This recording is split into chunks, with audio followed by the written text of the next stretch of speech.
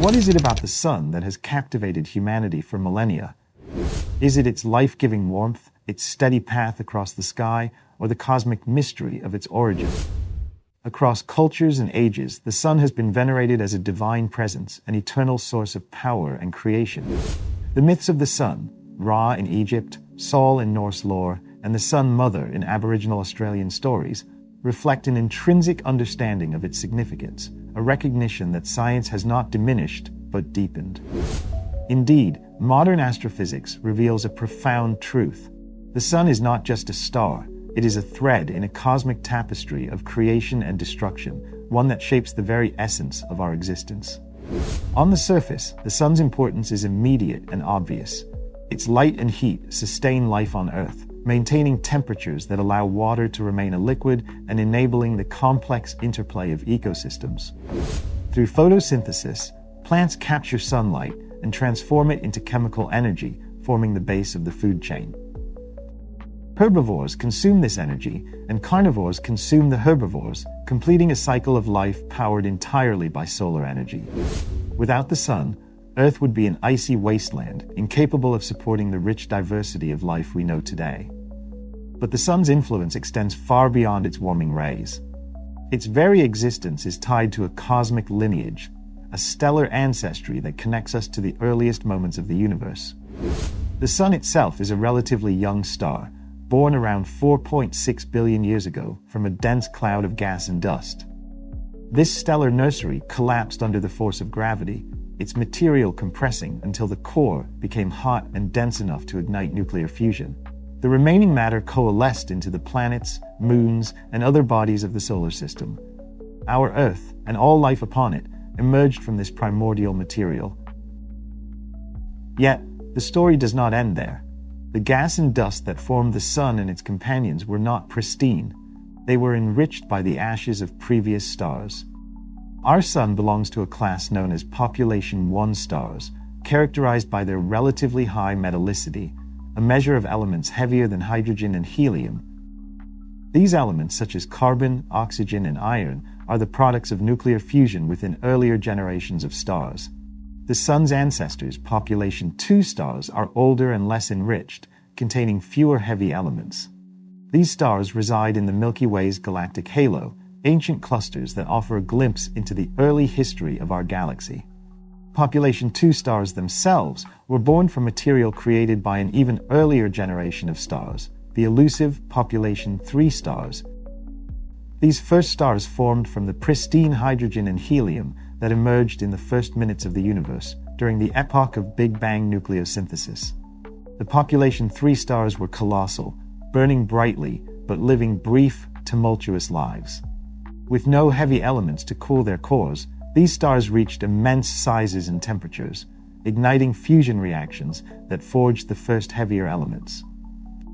When they died in cataclysmic supernovae, they scattered these newly formed elements into the cosmos, enriching the interstellar medium and seeding the next generation of stars. But even these ancient stellar forges were not the ultimate origin of the elements. To trace our lineage further, we must journey back to the first seconds of the universe, when the cosmos itself was a seething cauldron of energy and matter. During this brief epoch, known as the Big Bang nucleosynthesis, the universe was hot enough for nuclear reactions to occur, creating the lightest elements: hydrogen, helium, and small amounts of lithium. These primordial ingredients formed the foundation upon which all subsequent cosmic chemistry would unfold. It is often said that we are made of star stuff, and this is true in a literal sense. The carbon in our cells, the oxygen we breathe, and the calcium in our bones were all forged in the hearts of ancient stars. Yet this poetic phrase tells only part of the story. We are also remnants of the universe's fiery birth, composed of the hydrogen and helium born in the Big Bang itself. In this sense, the sun, and by extension all life on Earth, is a direct descendant of the cosmos' primordial furnace. This cosmic recycling continues to shape the universe. The sun, like all stars, will one day exhaust its nuclear fuel. In approximately 5 billion years, it will expand into a red giant, shedding its outer layers and leaving behind a dense, smoldering core known as a white dwarf. The material ejected by the Sun will enrich the interstellar medium, contributing to the formation of new stars and planets. In this way, the cycle of creation and destruction perpetuates, weaving an unbroken thread through time. The myths of ancient cultures, which viewed the Sun as a creator and sustainer, resonate deeply with the scientific understanding of its role in the cosmos. The Sun is not just a god in metaphor, but a divine force in the literal sense, shaping the earth and fueling life, while embodying a lineage that stretches back to the dawn of time. As we gaze upon it, we are not merely observing a star, we are witnessing a link in a cosmic chain, a reminder that our existence is part of a grand, interconnected story that spans the universe. In 1782, James Price, a 30-year-old chemist and newly inducted member of the Royal Society, made an extraordinary claim. He had reportedly developed powders capable of turning mercury into silver and gold. A white powder, he said, could convert a gram of mercury into 50 grams of silver, while a red powder could transform it into 60 grams of gold. Unlike typical charlatans of the time, Price demonstrated his experiments to witnesses, gaining both public attention and an honorary medical degree from Oxford, though not explicitly for these claims. Price's assertions, however, met skepticism among his peers. The Royal Society demanded he replicate his experiments under scrutiny, but Price demurred, citing health concerns and the impracticality of the process. He argued that the cost of creating the powders exceeded the value of the resulting metals. Under increasing pressure, he agreed to a public demonstration in January 1783. Tragically, rather than attempt to replicate his alchemy, Price consumed a vial of laurel water and died, leaving his claims unproven. Yet, the dream of transmutation did not die with Price. The desire to transform one element into another resurfaced in the work of Ernest Rutherford, the so-called father of nuclear physics. Born in New Zealand in 1871, Rutherford's scientific journey took him from a small-town education to the University of Cambridge, where he became the first non-graduate student researcher. His groundbreaking work in radioactivity began at McGill University in Canada. In 1901, Rutherford and his colleague Frederick Soddy observed thorium slowly decaying into radium. Soddy exclaimed that the element was undergoing natural transmutation, to which Rutherford famously replied, "For Mike's sake, Soddy, don't call it transmutation. They'll have our heads off as alchemists." Yet, this observation marked the first scientific confirmation that elements could transform into one another.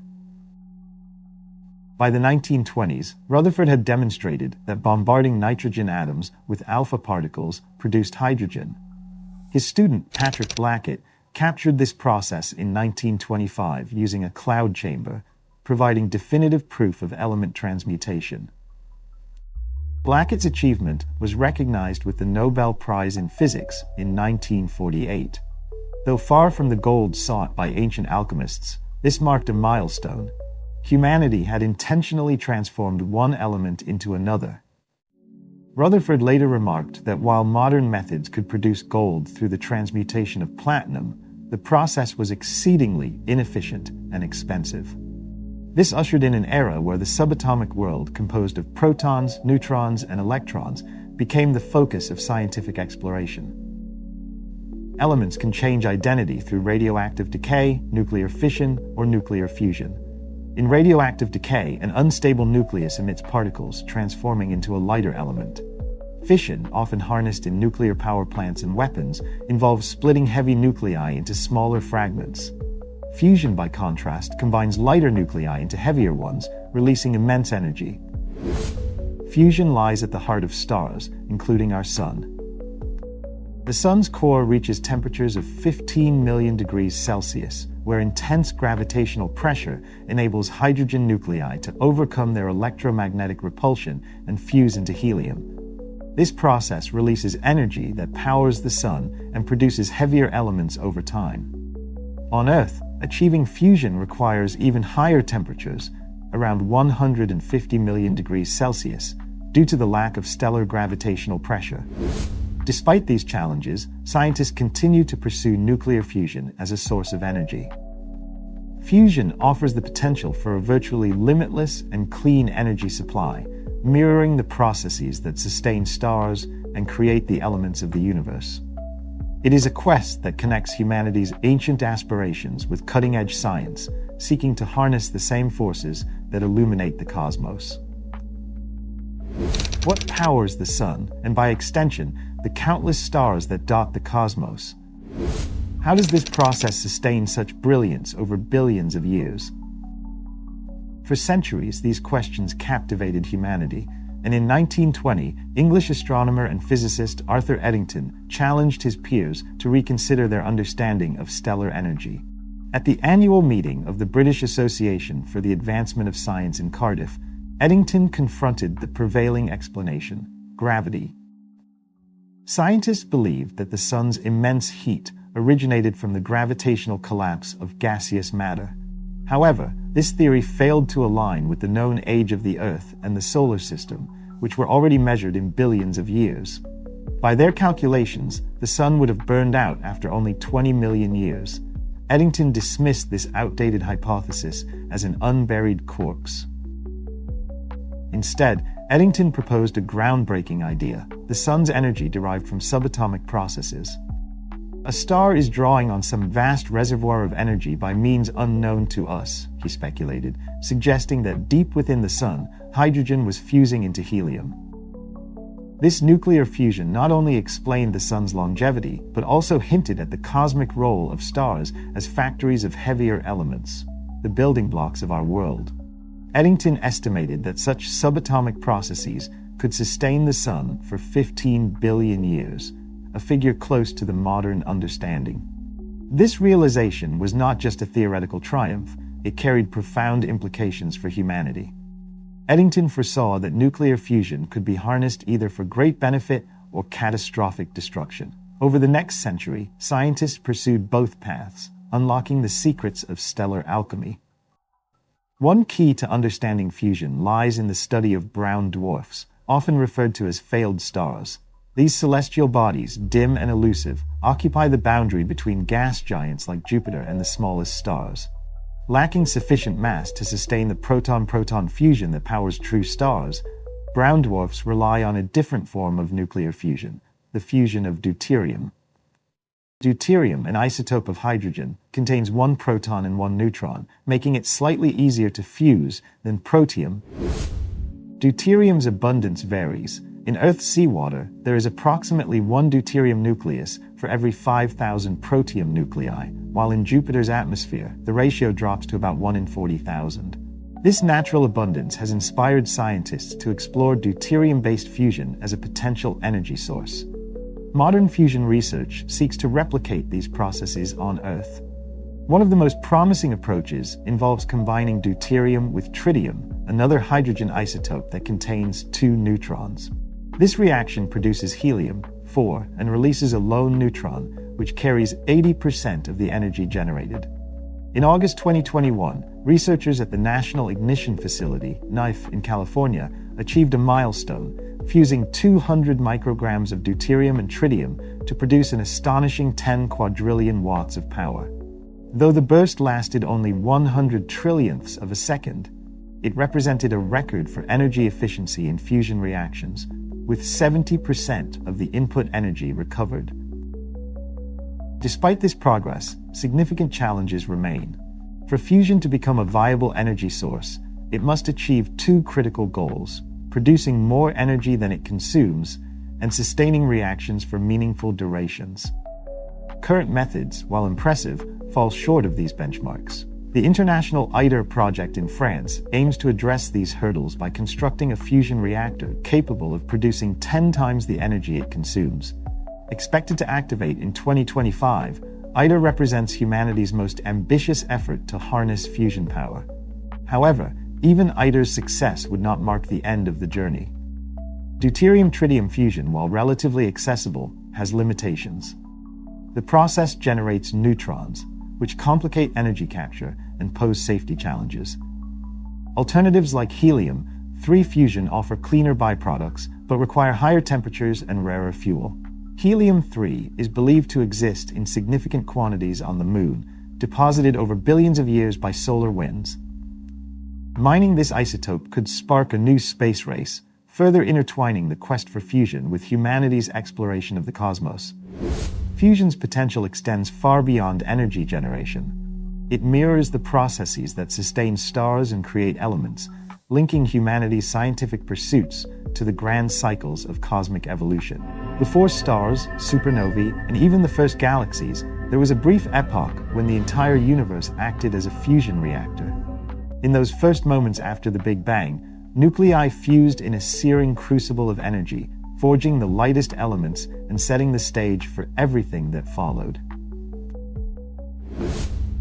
Big Bang nucleosynthesis. The story begins not with stars, but with an explosion, the Big Bang. In its immediate aftermath, the universe was a seething soup of energy, where particles and antiparticles sprang into existence and annihilated each other almost as quickly. As the universe expanded, it began to cool, but even this cooling phase was unimaginably violent by today's standards. Within the first microsecond, temperatures had dropped to a blistering 10 trillion degrees Celsius, allowing quarks to bind together into composite particles called hadrons. Hadrons, the building blocks of atomic nuclei, emerged in two primary forms, protons and neutrons. These particles formed from combinations of up and down quarks, whose whimsical names belie their cosmic significance. Two up quarks and one down quark formed a proton, while one up quark and two down quarks created a neutron. Together, these particles laid the foundation for Big Bang nucleosynthesis, the process by which the first elements were forged. By the time this nucleosynthesis began, roughly one neutron existed for every 7 protons. This ratio, shaped by the slight mass difference between protons and neutrons and the rapid cooling of the universe, would profoundly influence the chemical makeup of the cosmos. Neutrons, being slightly heavier and less stable than protons, decayed into protons, electrons, and neutrinos unless bound within atomic nuclei. As a result, the available neutrons were soon limited, setting a cap on how much helium and other elements could form. The first critical step in this cosmic alchemy was the creation of deuterium, an isotope of hydrogen consisting of one proton and one neutron. However, the universe faced a bottleneck. Temperatures were still so high that collisions with energetic photons often broke apart deuterium nuclei almost as soon as they formed. Only after about 300 seconds, when the universe had cooled sufficiently, did deuterium become stable enough to survive. This breakthrough allowed the synthesis of helium to begin in earnest. Helium-3, a nucleus composed of 2 protons and 1 neutron, was one of the first products of this process. But the most stable and abundant form of helium, helium-4, required 2 protons and 2 neutrons. The strong nuclear force, which binds protons and neutrons together, overcame the repulsive electromagnetic force between protons to create this exceptionally stable nucleus. Helium-4's stability made it the most favored product of nucleosynthesis, second only to the simplest hydrogen nucleus, a lone proton. While deuterium and helium-4 were the primary products, trace amounts of lithium and beryllium also formed.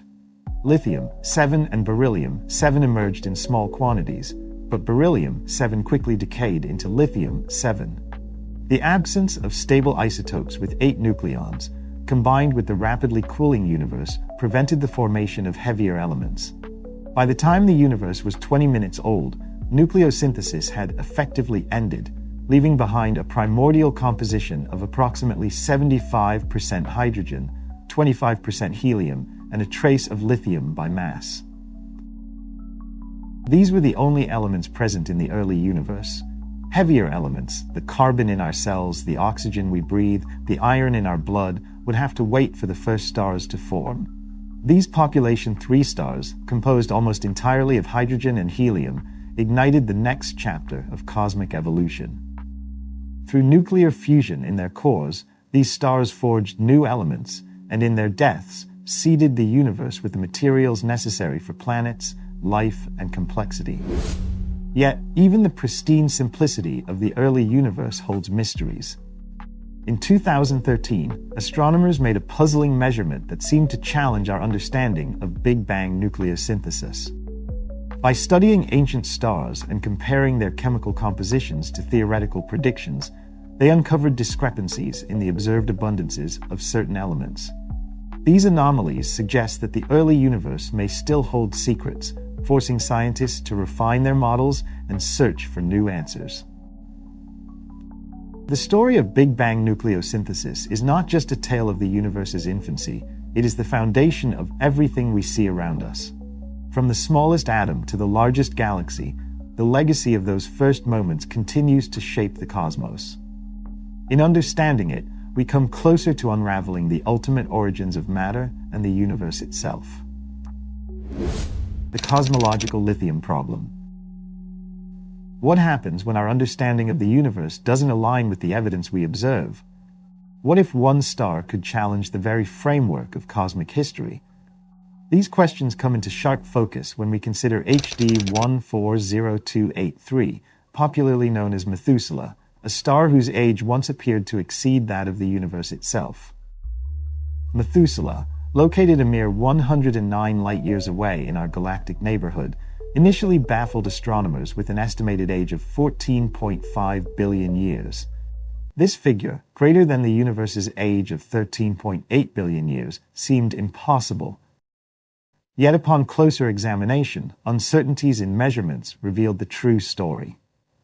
When the margin of error was accounted for, Methuselah's minimum possible age aligned more comfortably at 13.66 billion years, and subsequent studies have suggested it may be younger still, possibly as young as 11.5 billion years. While we may never pinpoint Methuselah's exact age, its composition offers invaluable insights into the early universe. Methuselah is a population 2 star, part of a generation that formed shortly after the first stars, known as population 3, lived and died. These ancient stars provide a window into the primordial universe, as their low metallicity reflects the scarcity of heavier elements in their formation. As stars live and die, they contribute to cosmic nucleosynthesis, enriching the interstellar medium with heavier elements. Over generations, this stellar alchemy has led to the metal-rich stars of today, classified as population 1. Methuselah's composition situates it among the earliest population 2 stars, making it a crucial target for understanding the transition from the first stars to the universe we see now. To probe even deeper into cosmic history, astronomers study not only individual stars like Methuselah, but also the least massive irregular dwarf galaxies. These galaxies, with their limited star formation and low metallicity, serve as time capsules, preserving the elemental ratios from the universe's first half hour. Observing such systems allows scientists to compare these primordial ratios with the predictions of Big Bang nucleosynthesis models. For the most part, these comparisons agree remarkably well. The predicted abundances of hydrogen, including its isotope deuterium and helium, 4 match observations closely. However, lithium-7 remains a glaring exception. Observations consistently show far less lithium-7 than theoretical models predict. This discrepancy, known as the cosmological lithium problem, poses one of the most enduring mysteries in astrophysics. The creation of lithium-7 is intricately tied to the conditions of the early universe. Its abundance depends on the ratio of photons to protons and neutrons during Big Bang nucleosynthesis, a value derived from observations of the cosmic microwave background, CMB. The CMB, the oldest light in the universe, provides a precise measurement of this ratio, allowing scientists to calculate the expected quantities of primordial elements. While these calculations align for hydrogen and helium, they predict 3 times more lithium-7 than is observed. To resolve this conundrum, scientists have proposed 3 potential explanations. The first looks to stars themselves.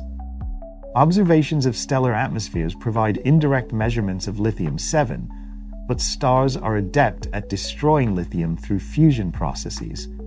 It's possible that much of the primordial lithium has been consumed or sequestered within stellar interiors beyond the reach of our telescopes. Additionally, determining a star's internal temperature is complex, and small errors can amplify discrepancies in inferred lithium abundances. The second explanation lies at the nuclear level. The processes that govern the formation and decay of nuclei, including beryllium, may not be fully understood. If beryllium, 7 forms less readily or decays differently than current models suggest, this could account for the observed shortfall in lithium. A 2015 study explored these nuclear reactions, but only deepened the mystery, widening the gap between theoretical predictions and observational data. The third and most radical explanation questions the fundamental assumptions of cosmology. Theoretical models of Big Bang nucleosynthesis rely on our understanding of the universe's physical laws and initial conditions, including the 4 fundamental forces and the properties of subatomic particles. However, known gaps in these models, such as the existence of massive neutrinos and dark matter, suggest that our picture of reality may be incomplete. Exotic particles or unknown physics could have influenced the early universe in ways we have yet to uncover. Another possibility is that the universe is not as homogeneous as assumed. Cosmological models operate under the principle that on large scales, the universe appears uniform. But if our region of the cosmos is less dense than the average, this could bias our measurements and interpretations. Such a deviation could subtly alter the inferred elemental abundances, offering a potential resolution to the lithium problem. Addressing the cosmological lithium problem requires advancements on multiple fronts. Improved telescopes and observational techniques will refine measurements of stellar compositions, while sophisticated computational models will provide deeper insights into nuclear processes and cosmological conditions. As new data emerges, scientists may yet uncover the missing pieces of this cosmic puzzle. Ultimately, the lithium problem underscores the profound challenges of understanding the universe's earliest moments. It is a testament to humanity's relentless pursuit of knowledge that we can probe questions of such magnitude, questions that stretch back to the very beginning of time. From the chaotic quark-gluon plasma of the Big Bang to the formation of the first stars and galaxies, the journey of cosmic evolution is a story of complexity emerging from simplicity. And as we continue to explore this story, we edge closer to comprehending the forces and processes that shape the universe we call home. If you look through a powerful telescope at any objects in the universe surrounding you and observe that they are all moving away from you, you might decide that you have a repelling force or that space itself is expanding. Another possibility is that you are at the center of a past explosion and everything is moving away from its center. At first glance, all of these and some other explanations might seem reasonable, but scientists always talk about the expanding universe as if other alternatives are not suitable. One of the most incredible facts associated with Einstein's theory of general relativity is that it relates space-time, matter, and energy. Matter and energy dictate how space-time should curve, and space-time tells matter how to move. If we learn how all matter and energy are distributed in the universe at a certain point in time and how they are moving, we can reconstruct the curvature of space-time and the evolution over the lifetime of the universe. Observing the galaxies in the universe, we see that the gravitational dynamics of neighboring galaxies have the most influence on the closest galaxies to us. For example, the Milky Way and Andromeda are moving towards each other. Other galaxies and local groups will eventually merge as well. The rest of the galaxies are attracted to the nearest masses, large galaxies, galactic groups, and clusters. In any relatively small region of space, ranging from a few million to tens of millions of light-years in size, the mass of this space determines how galaxies will move. However, on larger scales, things don't work the same way. Small-scale movements, known as regular velocities, can reach a few thousand kilometers per second, but they are overshadowed by a stronger effect that can only be seen on larger scales. The farther a galaxy is from us, the faster it is moving away from us. This empirical observation is known as Hubble's law, which postulates that the observed recession velocity of galaxies is proportional to their distance from us. The constant of proportionality in this relationship is known as the Hubble constant. It has been measured quite accurately, and you can see its value on your screen right now. But why does this happen? In reality, why is everything moving away from each other? When Einstein introduced his theory of general relativity, he quickly realized that it had consequences he didn't quite like. A universe uniformly filled with matter would be unstable and prone to gravitational collapse. To counteract this, Einstein introduced a cosmological constant that represented a repulsive force counteracting collapse. Others understood that not accounting for this constant could lead to a non-static universe. In such a universe, the fabric of space would either expand or contract over time. Einstein's correction didn't work, and the cosmological constant led to an unstable universe. Regions with higher density would collapse, while those with lower density would expand. In a universe governed by the laws of general relativity, filled homogeneously and isotropically with matter and radiation, staticity couldn't persist. It had to expand or contract, depending on the content and quantity of the universe. And so, distant galaxies are receding from us faster the farther they are. The reason lies in the fact that a universe that adheres to the principles of relativity, isotropy, and homogeneity, while filled with matter and radiation, cannot be static. It must either expand or contract based on its content and quantity. This situation could have evolved due to various factors. Redshift fatigue. Light coming from distant galaxies loses energy as it travels through space, potentially resulting in a decrease in observed energy and a perceived redshift. High-speed motion. Rapid movement could cause the fastest galaxies to become the most distant over time. Initial explosion. An initial explosive event could push galaxies further away from us. Expansion of spacetime, the last possibility, but the one supported by a comprehensive set of data, including general relativity and the physical distribution and properties of observed galaxies. By the 1930s, it became clear that there were only two options, and the universe is indeed expanding. This was further confirmed by the fact that the redshift of objects correlated well with calculated distance and observed expansion velocity, regardless of the object's distance. But a study from 2011, represented by the red data points, provides the most compelling evidence to date that the temperature of relic radiation was higher in the past. The spectral and temperature properties of distant light confirm the fact that we live in an expanding space. Collectively, all this evidence teaches us that the universe is expanding, and most likely, this is the cause of the redshift. It's not due to motion, tired light, or the result of some explosion. Space itself is expanding. This portion of the universe we can see and study is growing over time. Since the presumed Big Bang, 13.8 billion and 8 billion years have passed, and the majority of objects whose light has reached us are now about 46 billion light-years away. As of now, the observable universe spans about 46 billion light-years in all directions from our vantage point. Beyond these boundaries, there is undoubtedly much more space, likely even infinite. Personally, I'm confident that there is more universe beyond. It's just that light hasn't had enough time to reach us. In this context, whether the universe is finite or infinite doesn't matter. It can still expand. Expanding the universe is like multiplying its size by growth factors. If it was initially finite, it will remain finite but larger in size. If it was infinite, it will stay infinite. The key point is that the universe changes, expands, and stretches. All these effects are consistent and indisputable. What lies beyond the observable universe is a topic for future videos.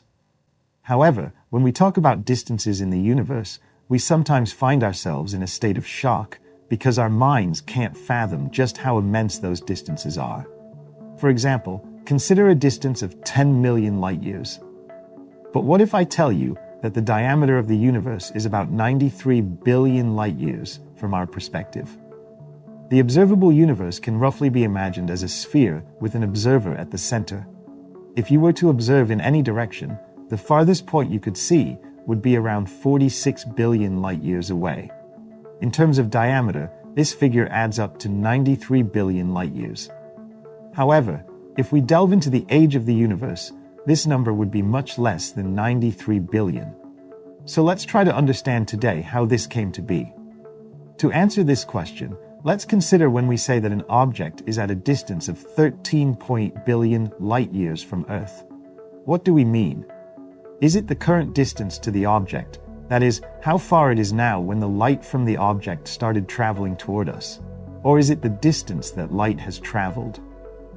Due to the universe's expansion, these variations should differ significantly. But first, let's use a simple analogy for better visualization. Imagine two adjacent flights of stairs. You stand on one, and your friend stands lower on the other. Your friend tosses a ball to you with a certain speed. It takes some time for the ball to travel to you. If you know the ball's speed and the time it takes, you can calculate the distance to your friend. Suppose the ball travels at 10 meters per second, and you are 10 meters away from your friend. Now, let's complicate the scenario. Imagine both of you are on escalators, moving in opposite directions. Your escalator goes up, while your friend's goes down. Each escalator moves at a speed of 2.5 meters per second. Now, things become less straightforward. If your friend throws the ball at 10 meters per second, and you start 10 meters away from them, by the time the ball reaches you, you won't be 10 meters apart anymore. It would take 1 whole second for the ball to reach you, during which you'd move 17 meters away. If you were initially 10 meters apart when the ball was thrown, the moment the ball reaches you means you started at 6 meters away. It took me 0.8 seconds for this scenario. If it took exactly 1 second, it means you started at 8 meters. Now consider that I've rounded the values for simplicity. When two objects are stationary, all three values are the same. For moving objects, they're different. As you know, the universe is expanding, so things get more complicated. When we observe the distant edges of the universe, we're looking into the past. We see light from a time when objects were closer together, and the universe expanded faster in ancient times. Unlike the escalator analogy, the rate of the universe's expansion changes over time. Today, according to modern estimates, the age of our universe is around 13.8 billion years, give or take a few tens of millions of years. What does this mean for distant objects? Let's consider the current record holder, one of the farthest galaxies known to us. When we say it's located at a distance of 13.45 billion light-years, we mean the distance traveled by the light from the galaxy, whether or not it has arrived yet. For me, at least, this seems to be the most reasonable way to measure distances in an expanding universe. In the past, distances between objects were smaller. As light travels from the emitting object to our eyes, the universe continues to expand. But what does this mean for our record holder, this galaxy? Firstly, this galaxy was at a distance of 1.1 billion light-years from us when it emitted the light that has reached us today. Secondly, the light that reaches us today was emitted and sent when the universe was only 380 million years old. Thirdly, the light traveled for 13.4 billion years, and, by definition, covered that exact distance. And fourthly, now this galaxy is located at a distance of 30.3 billion light-years from us. In reality, when you read the news, watch videos, or listen to various scientists, you may not fully grasp the distances they are discussing. So, I've listed all the possible variations. However, usually the last two options are used, either the distance traveled by light or the current distance. Moreover, if the distance in light-years is less than the age of the universe, it refers to the time light traveled. If it's greater, it indicates the current actual distance. The point is, for nearby objects and objects connected by gravity, the difference between these variations is significantly smaller. Nonetheless, I would still prefer people to be more careful with their wording and to use more precise values. If each person specifies whether they mean the distance at the time of light emission, the light's journey, or the current distance to an object, confusion would be greatly reduced. This is how distances work in an expanding universe, and that colossal number, 93 billion light-years, was achieved as follows. The reason is that the accompanying distance to the farthest observable object, namely the surface of the last scattering relic radiation, is about 14 billion parsecs, or 14 megaparsecs. This corresponds to 46 billion light-years in all directions. Thus, the observable universe can be visualized as a sphere with a diameter of about 93 billion light-years, centered on the solar system, the observer's location. Since the presumed Big Bang, 13.8 billion years have passed, at least according to contemporary science. However, this time has passed for us. But since time is relative, what does it mean for observers in other parts of the universe? Does absolute time exist for the entire universe? When we say the universe is 13.8 billion years old, does this only apply to Earth, or does it hold true for the entire cosmos? So today, let's attempt to understand this. Who knows? Perhaps someone from a neighboring galaxy is looking at us through a telescope right now, observing the dinosaurs on Earth. Furthermore, we will discuss a very unique galaxy that, so to speak, lies beyond our universe. Our Earth exists within the Milky Way, and the ages of everything we see in it match that 13.8 billion years, or almost 13.8.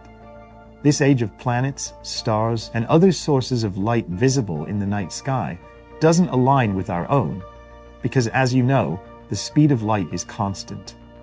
For instance, if you look at a star located 200 light years away, you're seeing it as it appeared 200 years ago. There's nothing paradoxical about this. It's negligible when compared to the 13.8 billion years. Even if we consider a star on the opposite end of a galaxy, at a distance of 100,000 light years, the difference is practically negligible. You might wonder if there's a significant distinction between an age of 13.8 billion years and 13.8 billion 800 million years, or even the specific value of 13 billion 790 million 900,000 years. I believe the difference is inconsequential.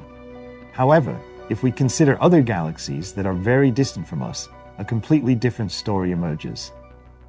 Each point in this illustration represents a separate galaxy located at approximately 1 billion light-years from Earth.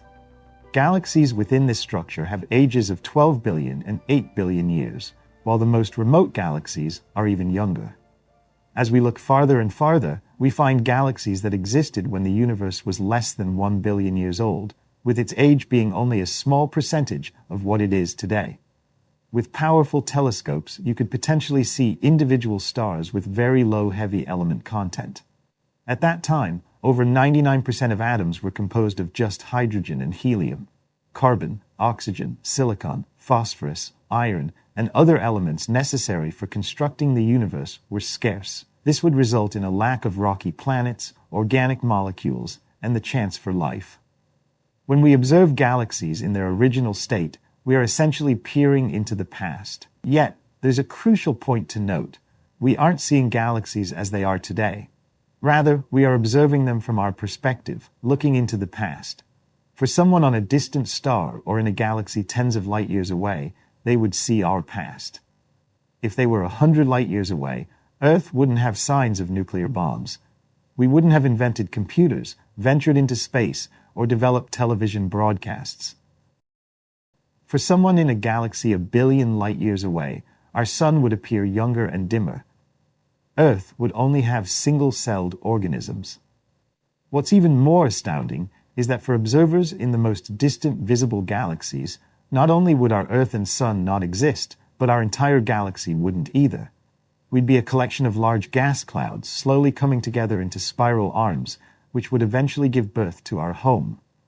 The oldest globular clusters, currently found in the halo of our galaxy, would also be absent. Nor would there be abundant hot young blue stars, which have vanished a billion years ago. Any of these observers on another star, in another galaxy, or even at the farthest reaches of the universe, would see a universe remarkably similar to ours, an age of 13.8 billion years. A universe where observations peer into the past in all directions, where relic radiation cooled to this temperature, and where the great cosmic web would be indistinguishable from what we see. In this universe, looking at us, they'd see us in the past, just as we see them. But doesn't all of this imply that there's some form of absolute time? Initially, it might seem so, but in reality, it's not the case. If the Big Bang truly occurred, it happened everywhere simultaneously, 13.8 billion years ago. This would be true from the perspective of any galaxy. However, what if there were galaxies moving at speeds not just hundreds or thousands of kilometers per second relative to the coordinate system of relic radiation, but hundreds of thousands of kilometers per second? This speed is very close to the speed of light. Just as time goes differently for anyone moving close to the speed of light on Earth, it doesn't matter if it's a particle, a train, or a person. Though it might seem fantastical, if a planet, star, or galaxy had been moving at speeds near the speed of light for a long time, it would appear significantly younger than the rest of the universe. Imagine that when the universe was only 1 billion years old, a galaxy accelerated due to a series of gravitational interactions, reaching 99% of the speed of light. Over the 12 and 8 billion years since then, this galaxy would have experienced only 18 billion years. Compared to known galaxies, it would be smaller and less spread out. Therefore, the universe must appear the same to all observers everywhere. The same amount of time should pass, and the universe should possess the same large-scale properties nearly everywhere. However, for some select observers who have spent significant time at speeds near the speed of light relative to the coordinate system of relic radiation, the universe would seem very strange. The moment they slowed down, relic radiation would appear young and the universe old. The fact that 13.8 billion years have passed since the Big Bang would apply to all and everything in the observable universe. You were moving at a speed close to the speed of light. It might be difficult to believe this. However, the conclusions I've shared are based on my perspective living on Earth, in the solar system, and within the Milky Way galaxy. All these conclusions about the age of the universe and various distances are drawn from what I see. To reach these conclusions about the age of the universe, I've studied space on the plate, then what's around me. These studies are based on my perspective. Unfortunately, not everyone is as lucky as me. Not everyone can comprehend that they're part of the universe. Now, let me explain why. For example, in this image, there's a galaxy. The name won't tell you much. You might think it's surrounded by other galaxies, but that's only from a certain perspective. If you were flying through the universe and passed near it, you'd encounter no galaxies there. As far as we know from astronomical observations, this galaxy is in complete isolation. For hundreds of millions of light years in all directions, there's nothing. The bright stars, highlighted by the fractional rays in this image, are actually in our galaxy.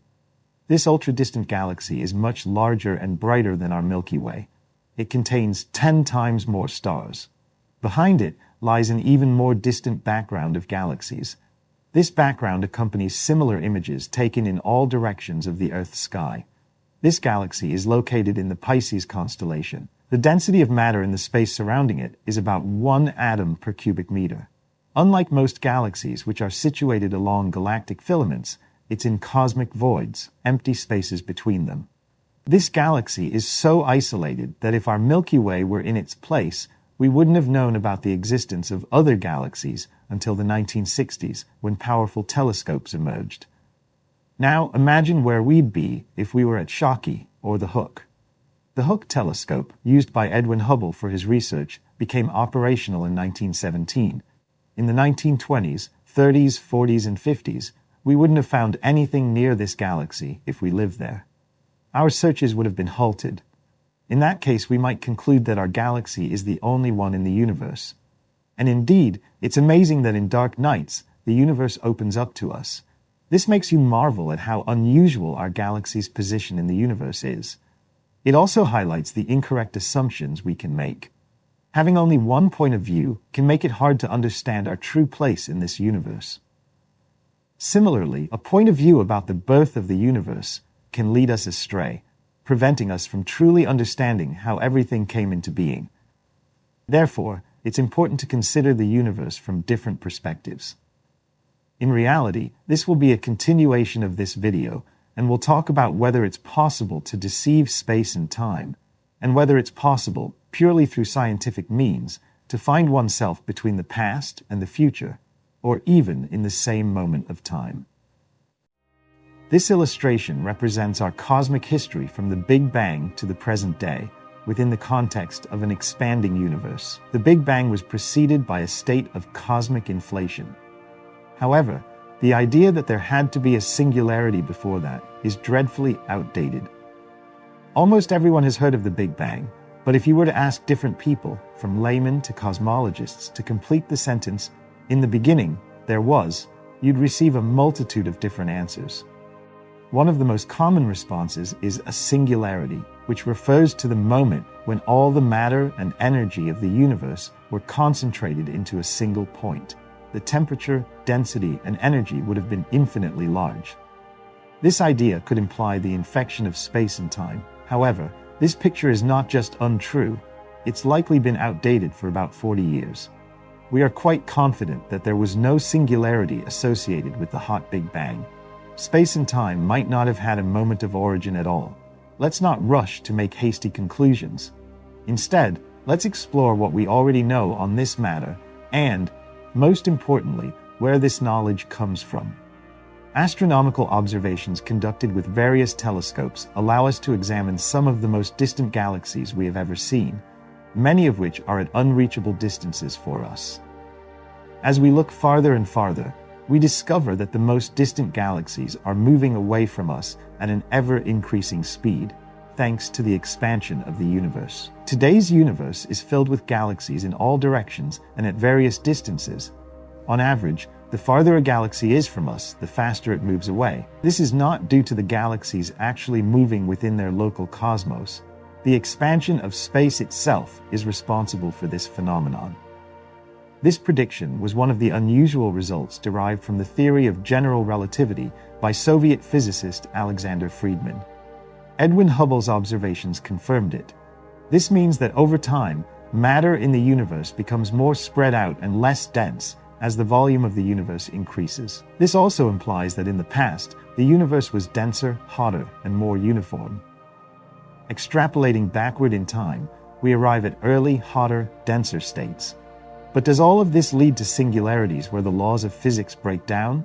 When you extrapolate the universe's development backward in time, you start to notice several important changes.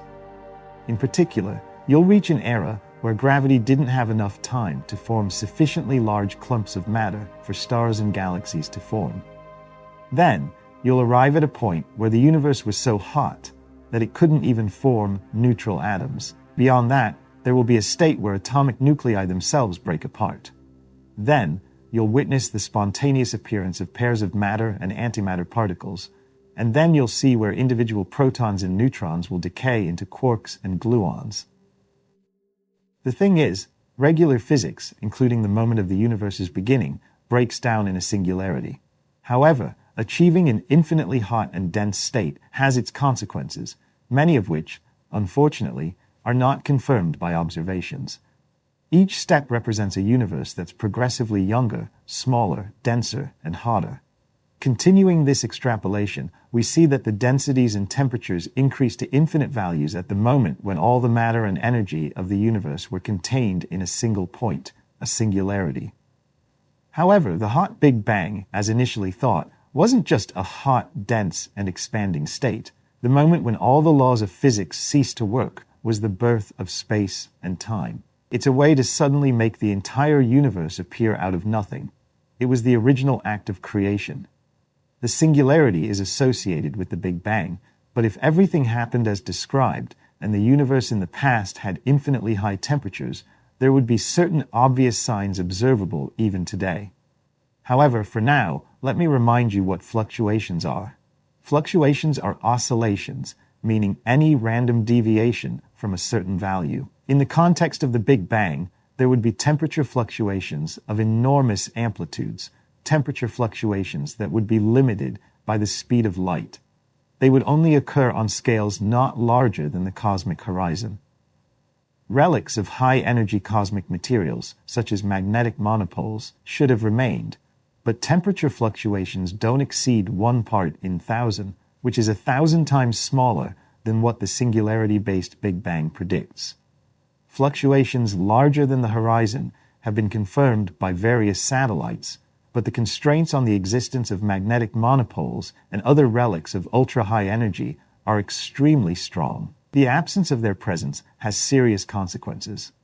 The universe never reached extremely high temperatures, so there must be some boundary.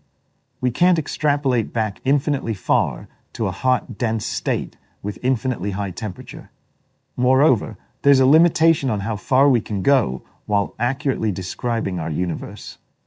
In the early 1980s, a theory emerged that before our universe was a hot, dense, expanding, cooling, matter and radiation-filled state, it underwent a phase of inflation. The presence of a cosmic inflation phase should have meant that the universe was filled with energy inherent to space, leading to rapid expansion that stretched the universe into a flat state with uniform properties everywhere. This would have involved small amplitude quantum fluctuations at all scales. Inflation causes space to expand exponentially, which can rapidly cause initially curved or uneven space to appear flat. And even if the universe were curved, its curvature radius would be at least hundreds of times larger than what we could detect. When inflation ends, it converts the energy inherent in space itself into matter and radiation, giving rise to the hot Big Bang. However, this doesn't lead to an infinitely hot Big Bang, only one that reaches a maximum temperature hundreds of times lower than what's needed for a singularity. In other words, it leads to a hot Big Bang emerging from an inflationary state, not a singularity. The information existing in our observable part of the universe that we can measure only corresponds to the last few seconds of inflation and everything that happened after that. If you were to ask how long inflation lasted, you wouldn't naturally find an answer to that. It continued for at least a little longer than those seconds, but whether it continued a bit longer than that, significantly longer, or for an infinite amount of time, that is not just unknown, it's fundamentally impossible to know. But then, what did inflation give rise to? Many studies and discussions revolve around this topic, yet no one knows the answer because there's no evidence to rely on. There were no observations that could have been straightforwardly made. Consequently, some individuals or scientists make mistaken claims. For instance, one of the claims was that we had a theory of singularity-based Big Bang, which generated a hot, dense, expanding universe before we learned about inflation. Inflation is actually an intermediate stage, so we get the following sequence: singularity, inflation, hot Big Bang. There are numerous graphs and images created by leading cosmologists that illustrate these data, but it doesn't mean they are all accurate. They illustrate density fluctuations and gravitational waves arising after inflation. The assumption of a singularity before inflation doesn't necessarily hold. There's a very strong basis to believe that it's not the case. Mathematically, we can demonstrate the impossibility of transitioning from a singularity to an inflationary state. And that's why the space-time of inflation expands exponentially. Imagine how an exponential function works. After a certain amount of time passes, the universe doubles in size. After twice that time, it doubles again, which means it becomes 4 times larger. Wait for 3 such intervals of time, and it triples. Wait for 10 or 100 such time segments, and these doublings will make the universe 2 to the power of 10 or 2 to the power of 100 times larger. This means that if we go back in time for the same duration, or for 2, 3, 10, or 100 times longer, the universe will become smaller and smaller, but it will never reach zero. It will always be a fraction of its initial size, such as half, a quarter, an eighth, 2 to the power of minus 1/10, or 2 to the power of minus 100. No matter how far back in time we go, we'll never arrive at a singularity. The blue and red lines represent the traditional scenario of the Big Bang, where everything begins at time t equals 0, including space-time. In the inflationary scenario, represented by the yellow color, we never reach a singularity where space takes on a singular state. It could become arbitrarily small in the past, while time continues infinitely. Among cosmologists, it's well known that there's a theorem demonstrating the incompleteness of the past inflationary state. This means that all particles existing in the universe undergoing inflation will eventually meet when extrapolated backward in time. However, this doesn't imply that the singularity necessarily existed. Inflation simply doesn't describe everything that happened in the history of the universe, including its birth.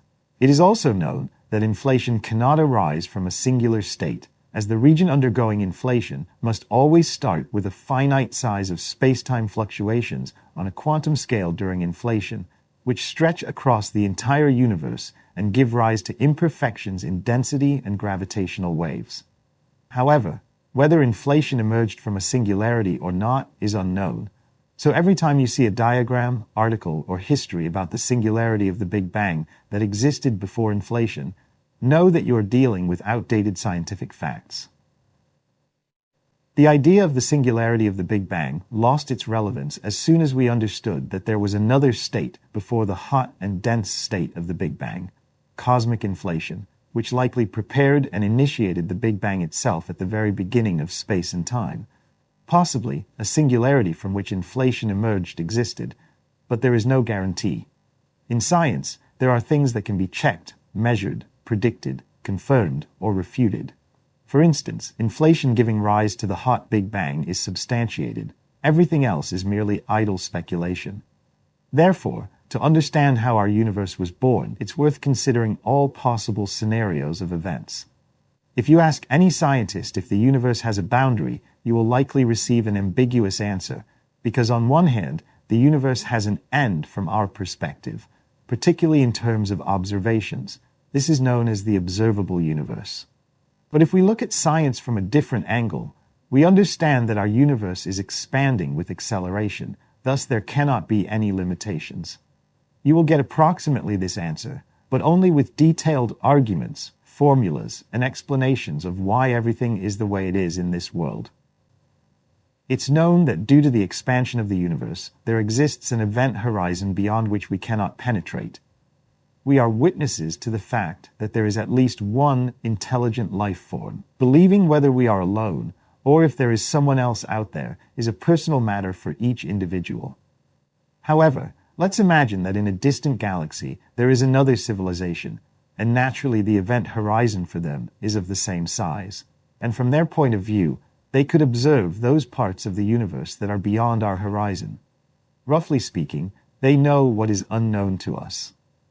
Let's assume that an interesting cosmic phenomenon or a unique galaxy they observed astounded them so much that they wanted to tell us about it. With the help of some mega-advanced and unique future technologies, we receive their signal with this information. In that case, we would learn what lies beyond our event horizon. What do you think? Is this theoretically possible without violating the modern and known laws of physics up to 2019? So let's delve into all this in more detail. On one hand, we can trace the universe's history back to its very beginning, to the Big Bang 12 and 8 billion years ago. We have this magnificent image of the universe captured using background radiation. We can also observe stars and galaxies that formed during that time within the reach of modern telescopes. At the moment, the record is held by light that traveled to us for 13.7 billion years from an object currently 33 billion light-years away. Only the most advanced telescope could surpass this record. But the essence is that our observations are limited to the observable part of the universe since the moment of the Big Bang. Light traveled 13.8 billion years, meaning we can only see the light that traveled that many years in any direction. However, this doesn't mean there's no universe beyond this border. We're sure it's there. After all, light still reaches us, and the question is about how much of it is there. And here, our experiment begins. If there's a limitation on what can be seen, then this limitation also applies to those observers whose light is visible differently. In other words, if we take two galaxies situated on opposite sides of us, and the light from them traveled 13.7 billion years, we can see both of them, but they won't see each other. If each of them has intelligent beings, couldn't they send us information about what they see, which is unavailable to us? Could they thus deceive the limitations of space-time and provide us with information about the part of the universe we can't see? Or could we send them images of the faraway galaxies captured by the Hubble extreme, or even a map of the universe as we see it? If we continue exchanging this information, would each participant eventually know more than they can see with their own eyes? However, there's a catch. Let's remember light from a very distant object. The thing is, that light would be old. If we see something whose light traveled to us for 12.4 billion years, and the object is now 33 billion light-years away, we see it as it was 400 million years after its creation. Of course, it's a distant galaxy and is still emitting light, but we'll never receive it. The universe isn't just expanding, the expansion is accelerating. and this is a firmly observed fact. The question is why it's accelerating. The biggest explanation for this is dark energy. We'll talk about that later, at least explaining what's generally understood as dark energy. So the light emitted by galaxies beyond certain limits will never reach us. If it weren't for dark energy, we would eventually see it and receive the information they sent, but only after the light emitted by those galaxies reached us. Therefore, we can get information from objects beyond our horizon, but only after they move inside our horizon. And due to dark energy, whatever gets inside our horizon is already gone. This viewpoint is examined from one perspective, taking into account the theory of the Big Bang as the beginning of the universe, and nothing prevents us from discussing it in a few episodes.